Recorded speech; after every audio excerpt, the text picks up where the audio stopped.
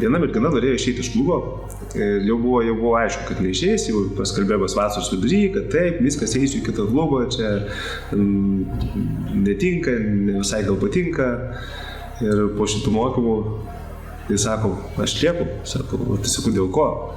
Sako, tai tokie mokymai buvo, sako, kas man belieka. Žinoma, sako, kad lieku.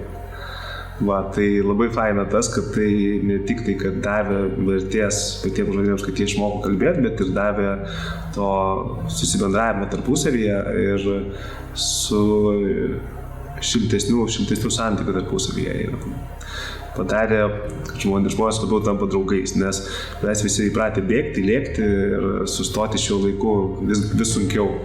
Ir šie 3 dienos, kai tu iš tikrųjų atitolsti nuo viso gyvenimo, nuo viso pasaulio ir būni visas čia ir dabar, tai labai padarė didelį pokytį.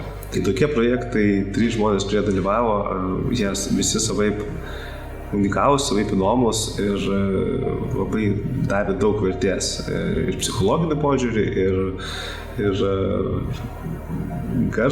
balso valdymo technikomis, ir paties vedimo žinių, tai labai daug iš tikrųjų gavome iš jų ir labai tuo džiaugiamės.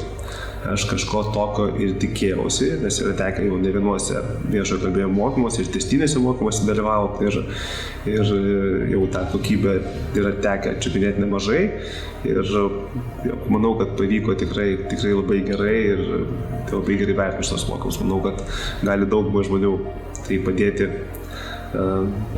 toj vietoj, kurie bijo, kurie nemoka, kurie nežino kaip, išjudėti iš tos vietos, iš to mirties taško ir žengus į priekį atrasti kažką naujo, ko jie nežino, kad jie turi, kad jie gali ir pradėti mėgautis kalba, nes kalbėti yra faina. Jeigu jūs bijote, bet norite, verta.